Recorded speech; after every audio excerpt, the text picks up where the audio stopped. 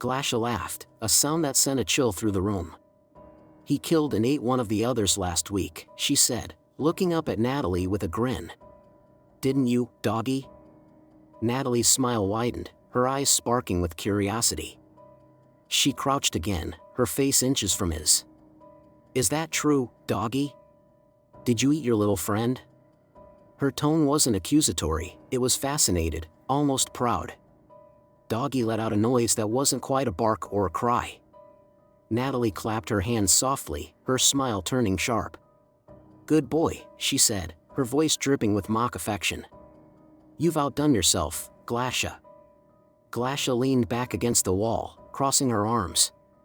He's yours if you want him, she said, shrugging. I've done what I needed to do. He's broken, obedient, and empty. Exactly the kind of toy you like to play with. Natalie stood, her green eyes narrowing as she looked down at him. Not yet, she said.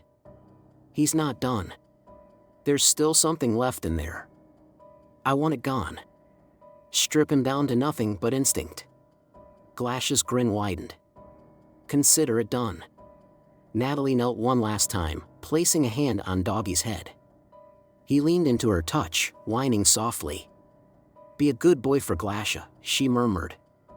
Do everything she says, and maybe, just maybe, I'll come back for you. Doggy barked again, the sound cracked and raw. Natalie rose, her coat billowing slightly as she turned to leave. Her feet pressed against the floor, the sound punctuated by Glasha's soft laughter. Behind her, Doggy whimpered, his broken voice echoing in the red haze. Natalie paused at the door, her lips twitching into a small, satisfied smile. Yes, she whispered to herself. Such a good boy. And then the door closed, leaving Glasha and Doggy alone in the dark. The air in the kennel was thick, humid, and sharp with the stench of sweat, blood, and something deeper, more primal. The kind of smell that crawled into your nose and stayed there, long after you'd left. The corridor stretched out in front of Natalie like the throat of a beast, lined with iron bars on either side. Faint red lights pulsed overhead, their glow dim enough to blur the shapes within the cells but bright enough to hint at the horrors inside. The sound of muffled breathing, the scrape of claws against concrete, and the occasional low growl reverberated down the hallway. The first cell held a man, or what used to be a man.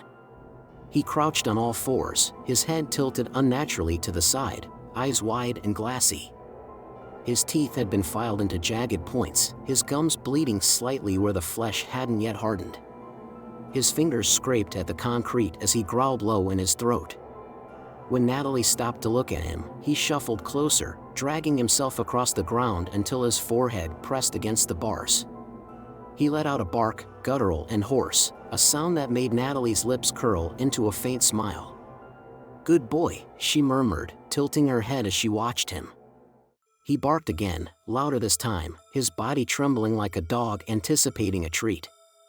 Natalie didn't linger. She moved on, her heels ringing out sharply as she walked further down the line. The second cell was darker. Something crouched in the corner, its form barely visible except for the glint of metal around its face. Natalie leaned in, narrowing her eyes.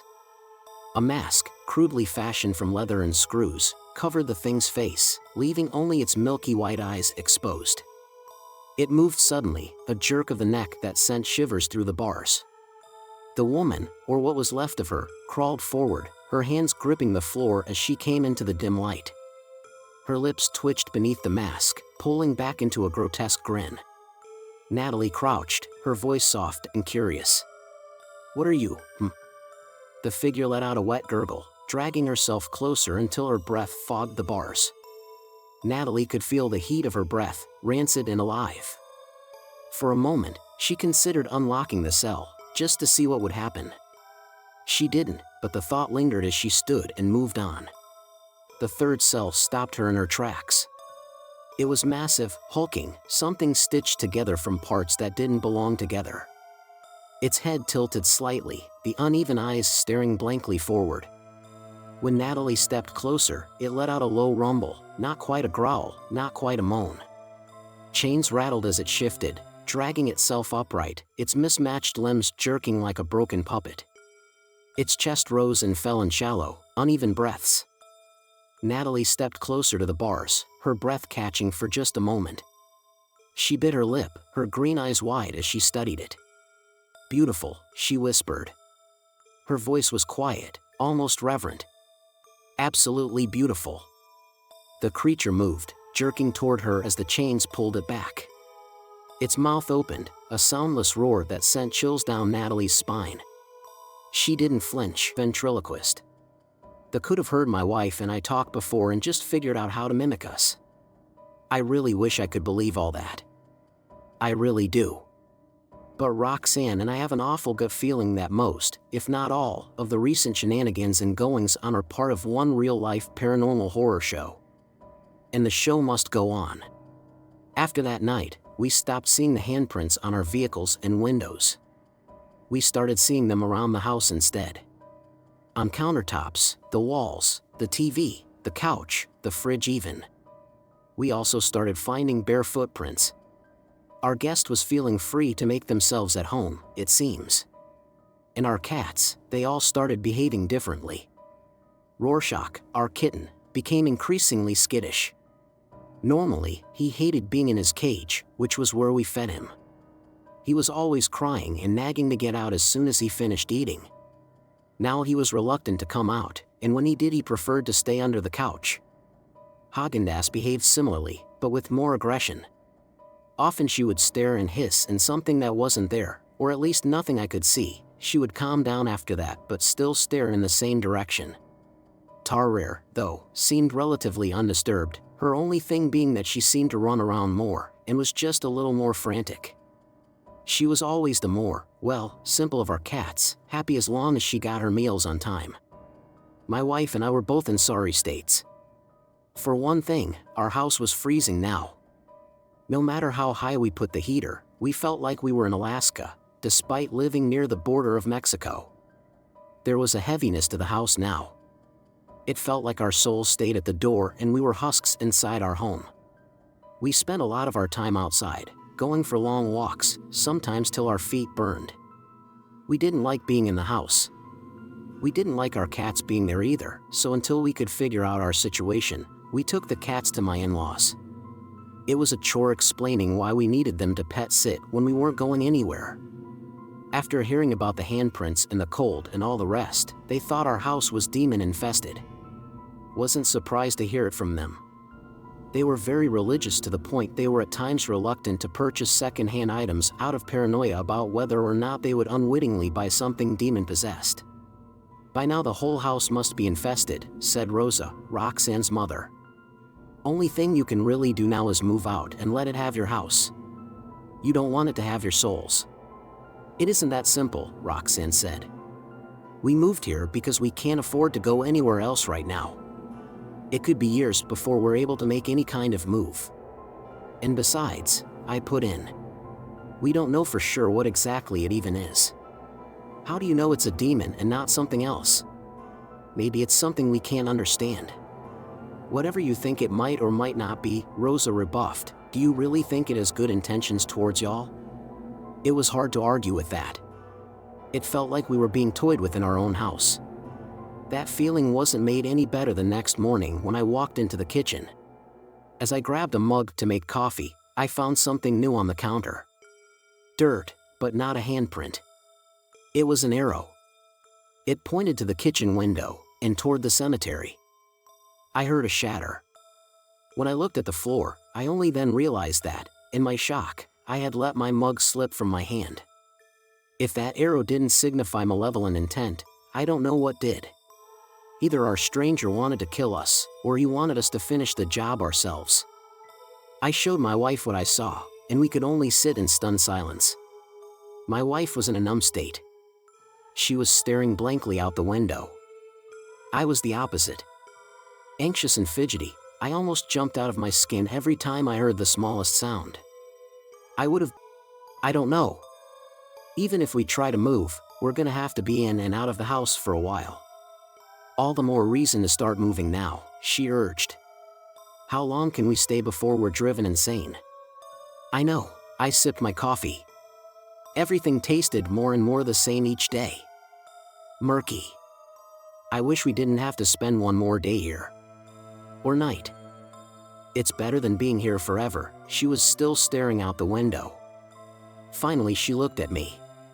My parents are offering to let us sing dishes. I found myself gazing out the window and towards the cemetery. It still looked quiet and peaceful despite everything. My musings were interrupted by familiar sounds. The same pawing I heard the night I let the stranger into our house. It was slower this time. My heart dropped at the noise. I couldn't stomach the thought of going through all this again. No way I was going to let it in again. I heard something else though. My wife's voice, not talking, but sobbing. Then they sobbed in my voice, then in both of ours. Another cruel joke to toy with us. Roxanne, who'd been in the living room, was by my side now. We listened to the pawing and the crying. What if it didn't stop? Or what if it came back again and again? While it cried, it spoke in our voices. I am essa sorcery, it groaned. D did not T1 and T, her T. On an LYW want HLP, PLEs. I'm so sea cold. Roxanne and I looked at each other. We were taken aback by how they spoke, not that they used our voices, but how they used them. They sounded absolutely pained. And that last thing they said. Were they really living such a miserable existence? P please, they started again, F find G grave. Dig. The sobbing faded, and so did the cold chill by the door. My wife and I talked throughout the rest of the day about our experience. We went back and forth over whether this was some kind of trick or our stranger really did need help. Even if they were sincere, what could we do? Obviously they wanted us to find and dig up a grave. What for, we couldn't say. We eventually decided it couldn't hurt to drop by the cemetery. So that's what we did the following morning.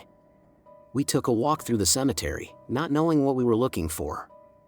We combed over every tombstone, hoping our stranger might have left some kind of sign. Our search paid off after maybe an hour or so of looking. One tombstone, I can't remember who it belonged to, it had a dirt arrow on it, pointing to its right. We followed the aisle of stones further, until we came to a small plot with a dirt handprint on its stone. It had one name on it, Stan. There was no year of birth, nor any statement about the person or his life. Their year of death was 1893. Roxanne and I felt the chill return for a brief, silent moment, then it was gone again. After another lengthy discussion that afternoon, my wife and I came to a decision. We were going to help this stranger, Stan. We didn't like the thought of defiling a grave.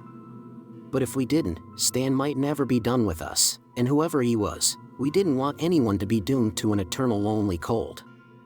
That night, we took a shovel and found Stan's grave. Roxanne held the flashlight while I started digging.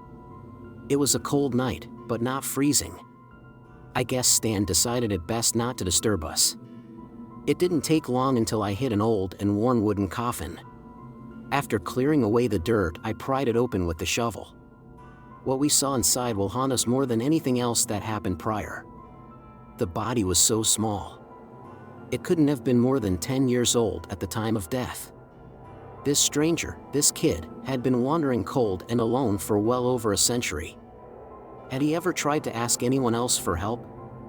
If he did, it hadn't worked until now. What did he need now? We dug up his grave. Was there more we had to do? We decided to look in his tattered pockets for anything to clue us in. To my surprise, I did find something.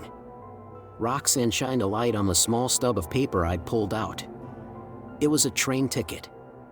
This poor kid must have been wanting to go home, and never made it back in life. We weren't sure if this was what he wanted now, but we couldn't figure what else it could be. So we covered his grave, and booked it to the old dilapidated train station. It was currently being reconstructed, and passenger trains never stopped here. We didn't know what we expected to happen, but we stepped onto the platform with the ticket and waited. Before 10 minutes had passed, a mist set in and covered the ground. It rose to our knees, and in the dark, the platform and track were completely invisible to our eyes. Then we heard the blaring of a train horn. No, not a horn. It was the howl of a steam whistle, coming from our left.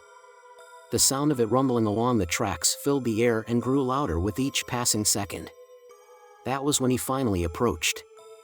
Stan's cold chill filled the air once more, but it was different now. The cold wasn't so oppressive now.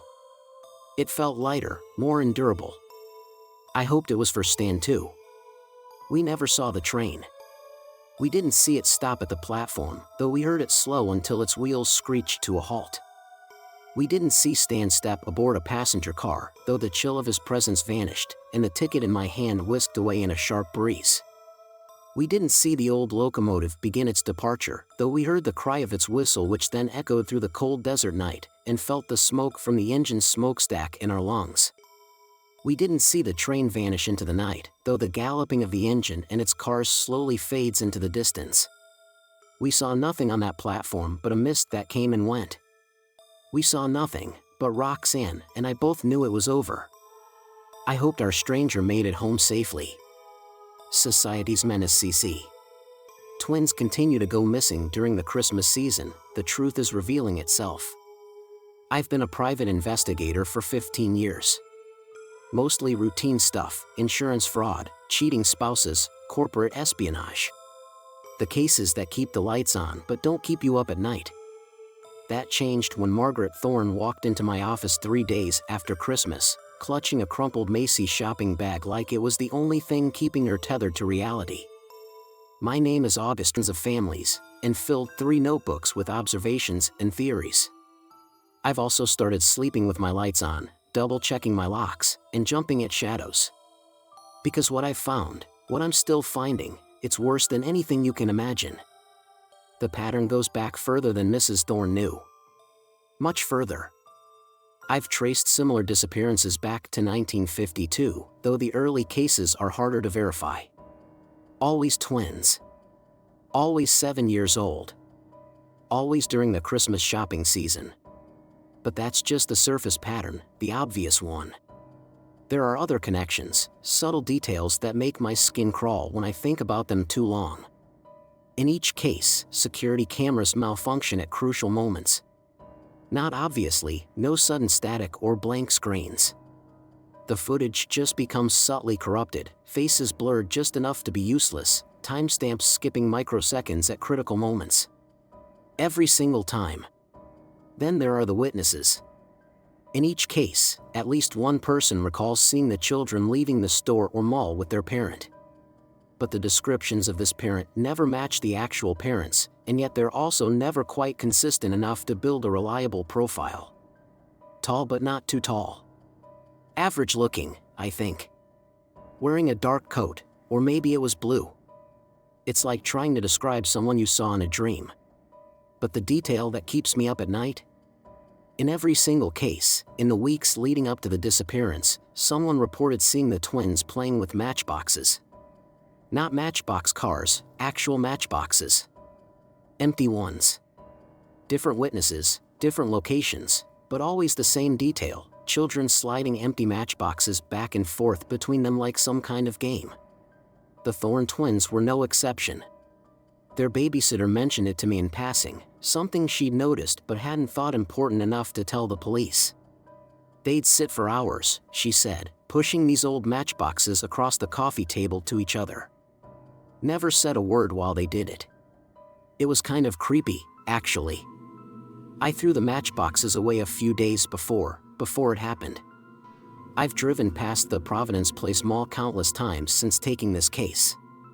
Sometimes, late at night when the parking lot is almost empty, I park and watch the entrance where the Thorne twins were last seen. I've started noticing things. Small things.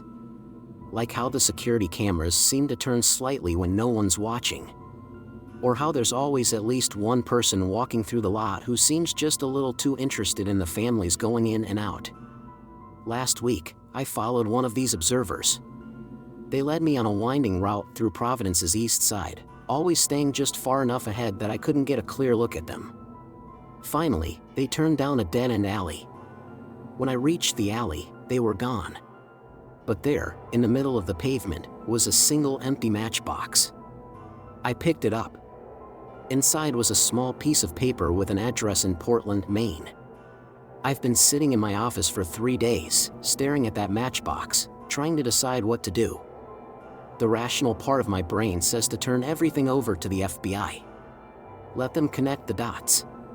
Let them figure out why someone, or something, has been collecting 7-year-old twins for over 70 years. But I know I won't. Because yesterday I received an email from a woman in Hartford. Her 7-year-old twins have started playing with matchboxes. Christmas is 5 months away. I'm writing this down because I need someone to know what I've found, in case something happens. I'm heading to Portland tomorrow.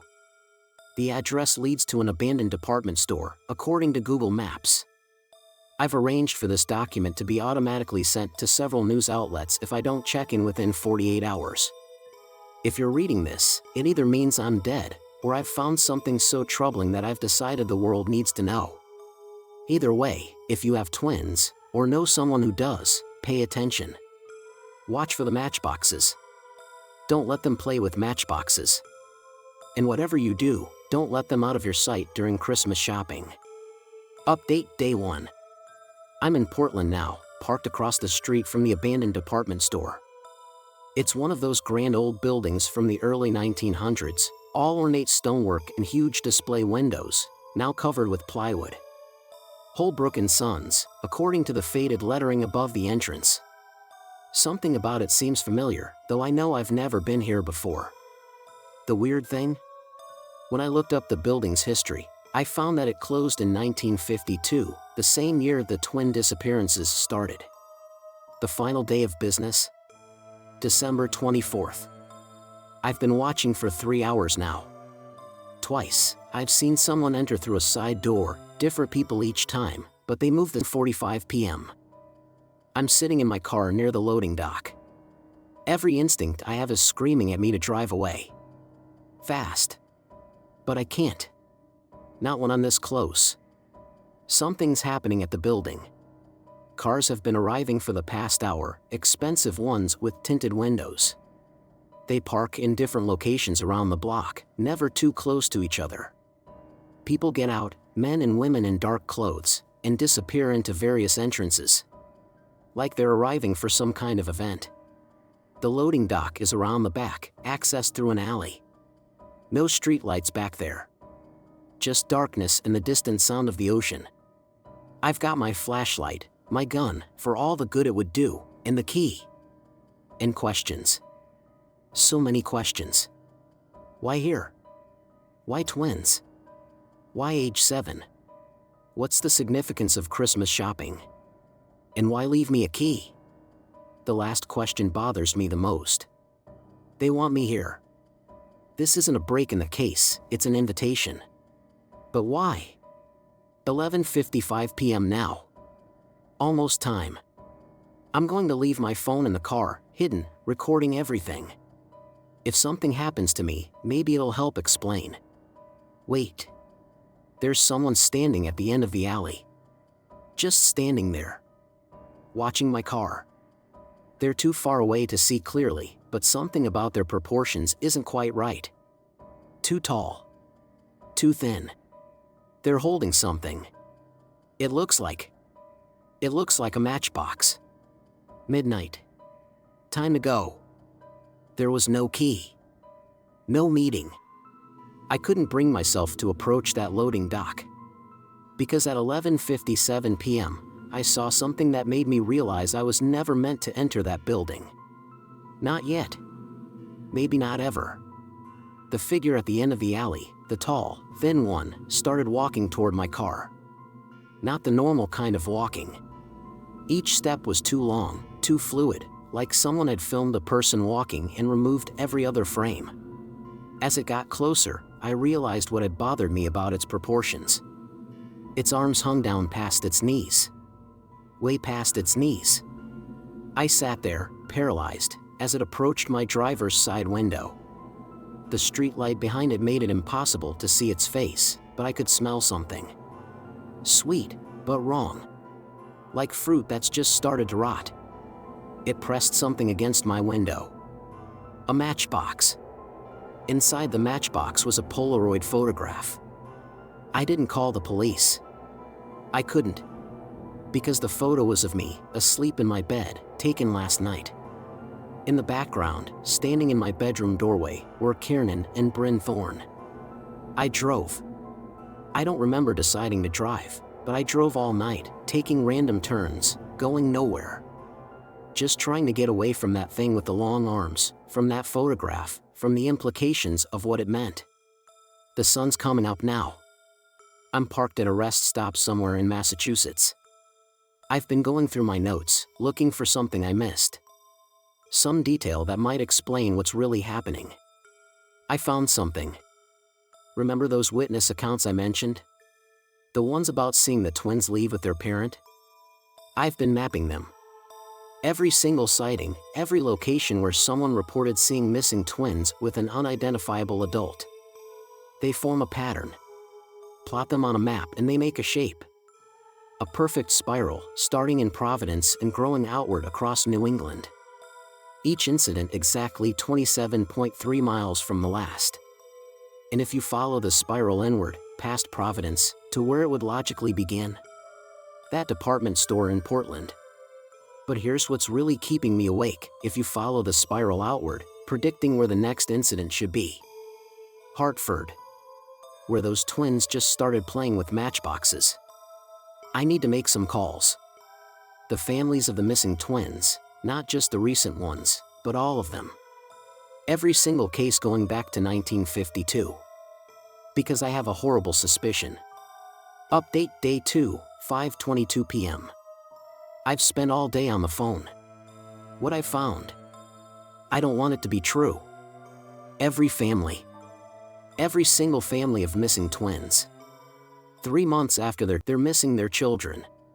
The Christmas section starts on page 27. Every photo shows twin children modeling toys, clothes, or playing with holiday gifts. Their faces are blank, emotionless. And in every single photo, there's something in the background. A shadow. A suggestion of something tall and thin, just barely visible at the edge of the frame. But it's the handwriting that's making my hands shake. Someone has written notes in the margins. Different handwriting on each page. Different pens, different decades. Like people have been finding this catalog and adding to it for 70 years. They're trying to show us something. 1963, the matchboxes are doors. 1978, they only take twins because they need pairs. Everything has to have a pair. 1991, don't let them complete the spiral. 2004, Hartford is the last point. After Hartford, the circle closes. 2019. The most recent note was written just weeks ago. When you see yourself in the mirror, look at your reflection's hands. I just tried it. My reflection's hands were holding a matchbox. I'm driving to Hartford now. I can't wait until morning.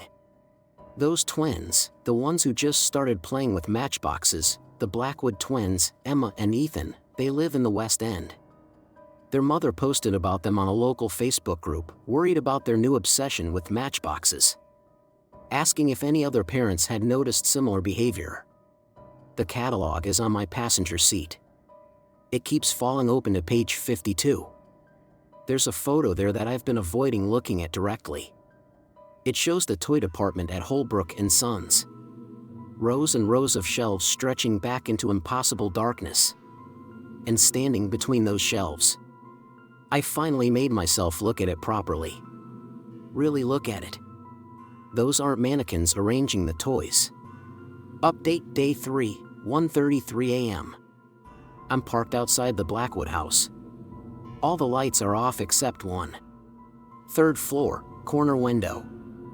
I can see shadows moving against the curtains. Small shadows. Child-sized shadows. They're awake. Playing with matchboxes, probably. I should go knock on the door. Wake the parents. Warn them. But I can't stop staring at that window. Because every few minutes, there's another shadow. A much taller shadow. In its arms. The catalog is open again. Page 73 now. It's an order form for something called a twin special holiday package. The description is blank except for one line. Every pair needs a keeper. The handwritten notes on this page are different. They're all the same message, written over and over in different hands. Don't let them take the children to the mirror department. Don't let them take the children to the mirror department. Don't let them take the children to the mirror department. The last one is written in fresh ink. Still wet. My phone just buzzed. A text from an unknown number. Check the catalog index for mirror department special services. I know I shouldn't. I'm going to anyway. Update Day 3, 1:47 a.m. The index led me to page 127. The mirror department. The photos on this page, they're not from 1952. They can't be. Because one of them shows the Thorne twins standing in front of a massive mirror in what looks like an old department store. But their reflection shows them at different ages. Dozens of versions of them, stretching back into the mirror's depth. All holding matchboxes. All 7 years old. And behind each version, getting closer and closer to the foreground, one of those long-armed figures. There's movement in the Blackwood house. Adult shapes passing by lit windows. The parents are awake.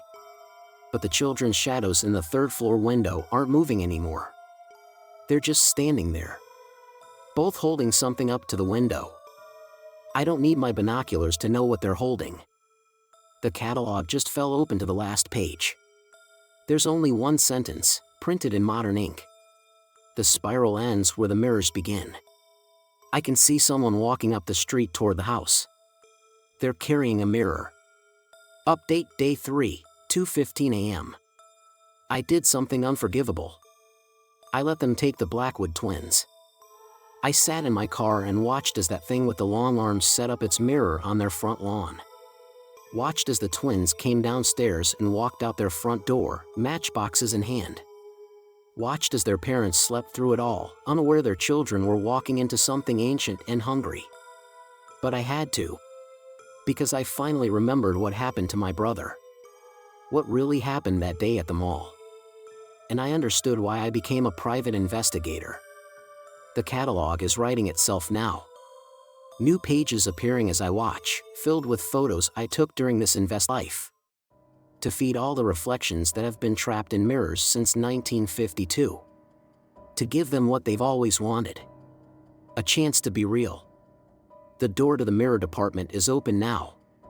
Inside, I can see them all. Every twin that's disappeared since 1952. All still 7 years old. All still playing with their matchboxes. All waiting to trade places. Just like my brother and I did. Just like I've been helping other twins do for 15 years. Because I'm not August Reed, the private investigator who lost his twin brother in 1992. I'm August Reed's reflection. And now that the spiral is complete, now that we have enough pairs, we can all step through. All of us. Every reflection. Every mirror image. Every shadow that's ever hungered to be real. The matchbox in my hand is the same one my real self gave me in 1992. Inside, I can hear my brother whispering, "Your turn to be the reflection." Final update Day 3, 5:55 a.m. Some things can only be broken by their exact opposites. That's what my brother was trying to tell me through the matchbox all these years. Not your turn to be the reflection, but a warning. Don't let them take your turn at reflection. The matchboxes aren't tools for switching places. They're weapons. The only weapons that work against reflections. Because inside each one is a moment of perfect symmetry, the brief flare of a match creating identical light and shadow. The exact thing reflections can't replicate. I know this because I'm not really August Reed's reflection. I'm August Reed. The real one. The one who's spent 15 years pretending to be fooled by his own reflection. Investigating disappearances while secretly learning the truth. Getting closer and closer to the center of the spiral. My reflection thinks it's been manipulating me. Leading me here to complete some grand design. It doesn't understand that every investigation, every documented case, every mile driven was bringing me closer to the one thing it fears. The moment when all the stolen children strike their matches at once. Update Day 3, 6:27 a.m. I'm in the mirror department now. Every reflection of every twin since 1952 is here, thinking they've won. Thinking they're about to step through their mirrors and take our places. Behind them, in the darkened store beyond the glass, I can see the real children. All still 7 years old, because time moves differently in reflections. All holding their matchboxes. All waiting for the signal. My reflection is smiling at me, standing next to what it thinks is my brother. The spiral is complete, it says. Time to make every reflection real. I smile back. And I light my match. The flash reflects off every mirror in the department. Multiplies. Amplifies. Every twin and every reflection strikes their match at the exact same moment. Light bouncing from mirror to mirror, creating a perfect spiral of synchronized flame. But something goes wrong. The light isn't perfect. The symmetry isn't complete. The spiral wavers. I realize too late what's happened.